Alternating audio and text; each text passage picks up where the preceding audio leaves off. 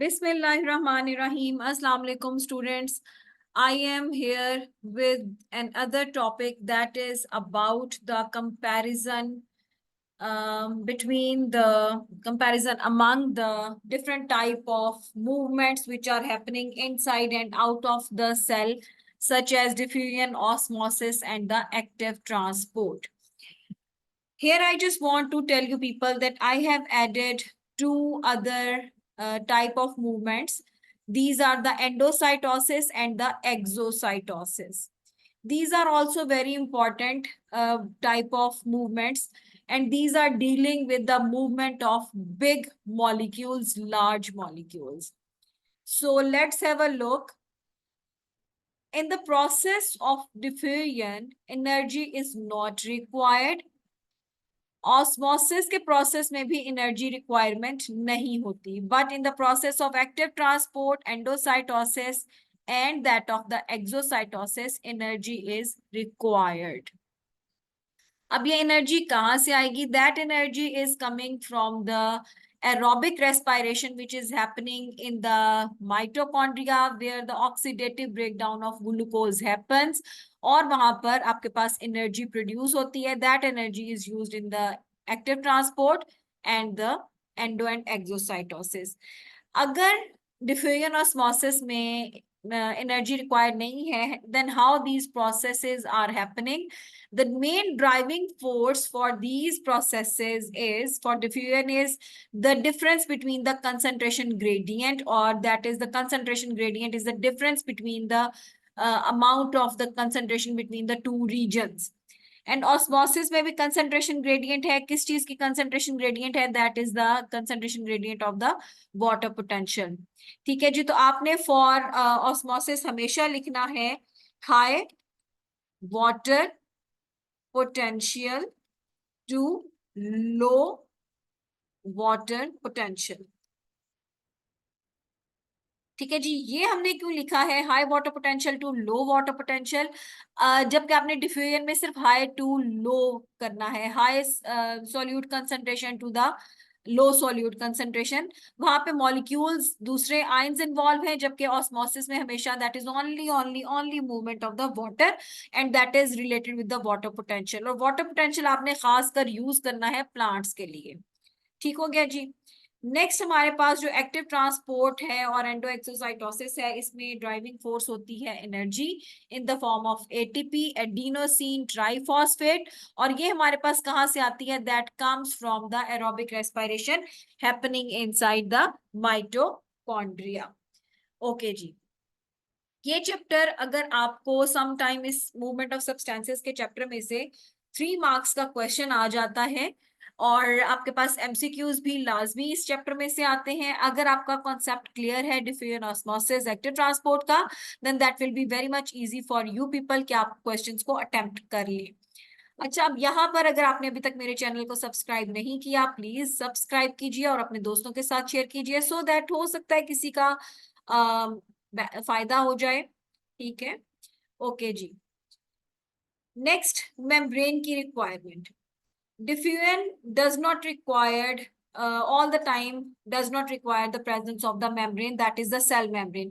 That can happen, may or may not be happen without that can happen with or without the membrane. ठीक है. सो membrane में और में not be required. आपने question को देख लेना है. जहां पे मस्ट लिखा होगा ना, membrane is must required, these are the osmosis, active transport and endo exocytosis. ठीक है जी. इसका मतलब ये हुआ जहां पर मेम्ब्रेन रिक्वायर है, that cell must be living, वो लिविंग होगा. डेड के अंदर ना ऑस्मोसिस होगी, ना एक्टिव ट्रांसपोर्ट होगी, ना एंडो एक्सोसाइटोसिस नहीं होंगे. जबकि हमारे पास ये osmosis, active transport, endo and exocytosis हमेशा हमेशा लिविंग सेल्स में होंगे. चाहे प्लांट सेल, एनिमल है, बैक्टीरिया है, फंजाई है, कुछ भी है, वो लिविंग सेल के अंदर होगा. अगर वो सेल डेड हो गया है, देन उसके अंदर वाटर मूव कर रहा है, आप उसे डिफ्यूजन लिखेंगे. ठीक है. याद रखेंगे, अगर एक सेल डेड है, प्लांट सेल डेड है, ठीक है, आपने उसे बॉइलिंग से किल कर दिया, आपने बॉईल कर लिया कैबेज को, आपने बॉईल कर लिया अनियन को, आपने बॉईल किया पोटैटो को, उसकी सेल मेम्ब्रेन डेड हो जाएगी. ठीक है, that is no more living now, तो वहां पे अगर वाटर मॉलिक्यूल इन आउट होगा that will be on the basis of diffusion होगा, फिर आप उसे ऑस्मोसिस नहीं लिखेंगे बेटा जी, ना ही एक्टिव ट्रांसपोर्ट होगी। जबकि diffusion that require membrane that is not mandatory, जरूरी नहीं है, दैट कैन हैपन विद और विदाउट द मेम्ब्रेन। एग्जाम्पल आपको सीधी सी दो इसकी, देखिए जब आप इनहेल करते हैं बाहर एटमॉस्फेयर से, आपके पास एयर अंदर आती है आपके नॉस्ट्रल के थ्रू, माउथ के थ्रू, वहां पर आपके और जाती है ट्रैकिया तक। तो नॉस्ट्रल से जो पाथ बन रहा है ट्रैकिया तक या एल्वेओलाई तक का, या आपके माउथ से जो पाथ बन रहा है ट्रैकिया के साथ ब्रोंकाई, ब्रोंकियोल्स, एल्वेओलाई, वहां पर कोई मेम्ब्रेन नहीं है। ठीक है, जब एल्वेओलाई से ब्लड में जाएगी then there is a membrane involve. ठीक है, फिर डिफ्यूजन हो रही होती है, और that is happening for the gases mostly, और आयंस के लिए होती है। ठीक है, so that is the reason के मे और may not be required. Next है जी डायरेक्शन ऑफ मूवमेंट। डिफ्यूजन में हाई टू लो है, ऑस्मोसिस में भी हाई टू लो है, जबकि एक्टिव ट्रांसपोर्ट में लो टू हाई होता है, एंडोसाइटोसिस में इनसाइड द सेल और एक्सोसाइटोसिस में आउट ऑफ द सेल हो जाती है मूवमेंट। अब यहाँ पर आपने अगेन दोबारा बता रही हूँ, हाई टू लो ऑस्मोसिस के लिए high water potential to low water potential mention करना है। अच्छा, अब हाई टू लो को आप ये भी मेंशन कर सकते हैं along the concentration gradient.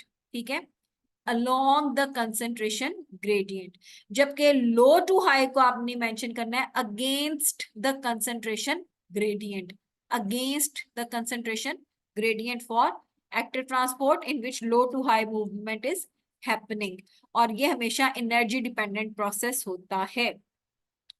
Protein channels, protein channels पहले तो बता दूं होते क्या है। सेल मेम्ब्रेन के अंदर कुछ प्रोटीन के गेट्स होते हैं, ठीक है, विच अलाउ द मॉलिक्यूल्स, अगर वो साइज में बिग हैं या उनके लिए थोड़ी एनर्जी रिक्वायरमेंट है, then there will be the protein channels. जैसे हॉर्मोन्स के लिए प्रोटीन चैनल्स होंगे आपकी सेल की सरफेस की मेम्ब्रेन पर। फिर आपके पास इंसुलिन है, ग्लूकागॉन वगैरह, इनके लिए होंगे। ठीक है, प्रोटीन चैनल्स रिक्वायर होंगे आपके पास। इसके अलावा आपके प्रोटीन चैनल कुछ ग्लूकोज के लिए भी रिक्वायर होते हैं। ठीक है, so these are the channels जो कि आपके पास न्यूरोट्रांसमीटर्स को भी अंदर आने जाने के लिए हेल्प आउट करते हैं। न्यूरोट्रांसमीटर्स भी आपके सिलेबस में एक है, दैट इज द एड्रिनालिन। ठीक है, जो कि साइनेप्स पे से रिलीज होता है, आपको में भी याद हो।